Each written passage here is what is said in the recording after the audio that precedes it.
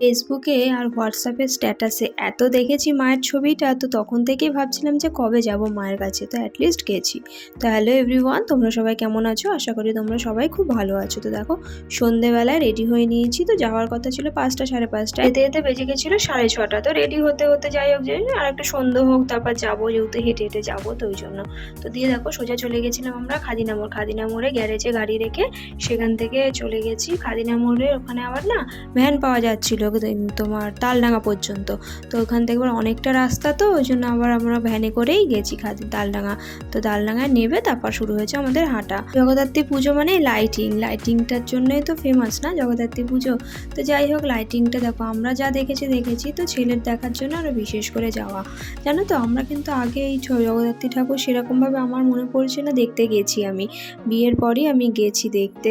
দেখো, যাওয়ারও তো একটা লোক দরকার না, সেই জন্য বিয়ের আগে আমার মনে পড়ছে না, গেলেও হয়তো অনেক ছোটোবেলায় গেছি। ছেলের জন্য আবার সব প্রথম থেকে শুরু করো, তো ছেলের জন্য আমাদেরও তো আবার দেখা হয়ে যাচ্ছে না। তো যাই হোক, তোমাদের তো বলাই হয়নি আমরা কে কে গেছি। তো আমি, তোমাদের দাদাভাই, আমার ছেলে, এদিকে আমার মা আর মামনি, আমরা গেছিলাম 5 জন।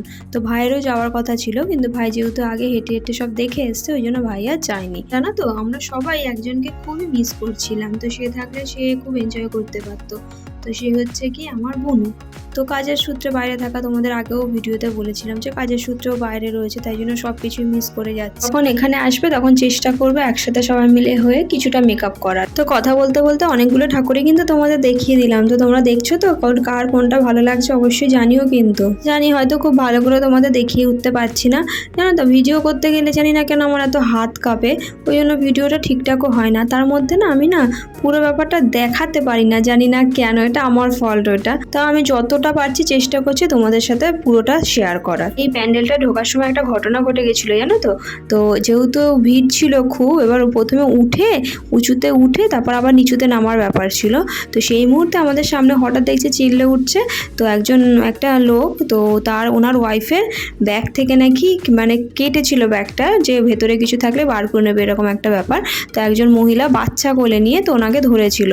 এবার ভিড়ের মধ্যে তো উনি ঠিক বুঝতে পেরেছে, তারপর উনি যেহেতু চিল্লে উঠেছে ওই জন্য আর নিতে পারিনি। তখন সেই মুহূর্তে মহিলাটা ওখান থেকে সরে গেছে।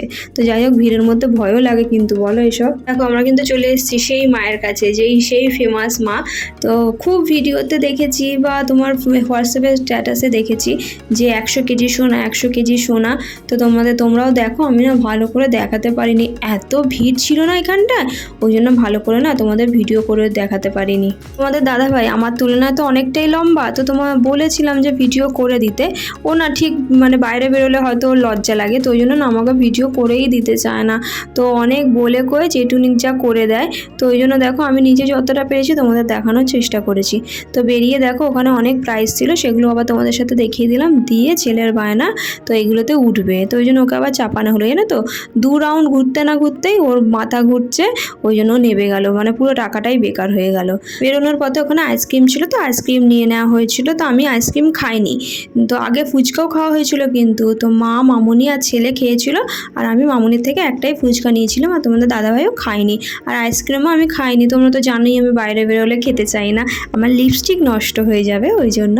তো যাই হোক, আমি আর খাইনি, তো ওরা খেয়েছিল। মামনি অনেক বলেছে এইটা খা মা, ওটা খা, কোনোটাই আমি খাইনি, যেহেতু আমি খাই না। তারপর কেনার কথাও বলেছিল মামনি যে এই কানেরটা কেন, দেখ এত সুন্দর লাগছে। তো আমি আর কিছু কিনি, তো ভেবেছিলাম পরে কিনবো, আর কেনা হয়নি। আমি যে ড্রেসটা পরেছি জাস্ট 2 দিন আগেই এসছে, তো ফিটিংস করতে দিয়েছিলাম, তো দিয়েও দিয়েছিল আমাকে ফিটিংস করে, কিন্তু আমার না পরে দেখা হয়নি। তো একদিন আগে, তো সেদিনকে রাত্রেবেলায় পরে দেখেছি, তো তখন পরে দেখছি যে ঠিকঠাক নেই।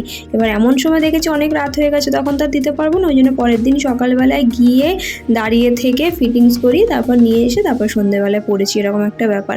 ড্রেসটা কিন্তু ভালোই এসছে, মিশো থেকে আমি অর্ডার করেছিলাম, ভালোই এসছে জিনিসটা। কিছু কিছু জায়গায় ফাঁকা ছিল, কিন্তু কিছু কিছু জায়গায় ভালো ভিড় ছিল কিন্তু, জানো তো। এই ঠাকুরটা দেখতে গিয়ে এমন ভিড় এখানটায়, মানে আমার অন্য একদিকে আমি একদিকে এরকম হয়ে গেছি, জানো তো। আমি না ভেবেছিলাম যে রাত্রেবেলা হোক বা অনেক রাত্রে হোক বা ভোরবেলায় এমন সময় যাব যে ফাঁকায় ফাঁকায় ঠাকুরও দেখতে পারবো, লাইটিংটাও দেখতে পারবো।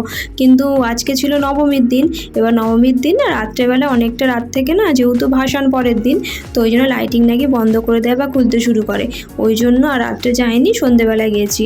তো আগে যে যাবো সেরও উপায় ছিল না, তোমাদের দাদাভাই ছুটি ছিল না, আজকেই ছিল ছুটি, ওই জন্য এই সন্ধেবেলায় মানে অত প্রচুর রাস্তা হাঁটতে হয়েছে জানো তো, মানে পায়ের অবস্থার কিছু ছিল না, এত রাস্তা হেঁটেছি। দেখো হাঁটতে হাঁটতে চলে এসেছি সেই ফেমাস প্যান্ডেলে। এই প্যান্ডেলটা, এই লাইটিংটাও কিন্তু খুব ফেমাস ছিল, কিন্তু মানে খুব দেখেছি সবার ফোনে। আমি আগের দিনই আমার ভাইরা গেছিলো, তো ওদেরও দেখেছি স্ট্যাটাসে, তো আমার না খুব যাওয়ার ইচ্ছে ছিল। এবার আমি তো জানতাম না, তো তোমাদের দাদাভাইকে বলেছিলাম, তো সেই হিসেবেই ধরো একদিক দিয়ে শুরু করলে সব ঠাকুর দেখতে দেখতেই হয়তো সেই হিসেবেই আসা। এবার যখন এই প্যান্ডেলটার কাছে এসেছি তখন দেখছি কি যে লাইটিং মানে মিউজিক বন্ধ হয়ে গেছে। তোমাদের দাদাভাই বললো তাহলে একটু দাঁড়িয়ে যাও সাইডে, তো ওই জন্য এই ভিড় থেকে আবার একটু সাইডে গিয়ে দাঁড়ালাম।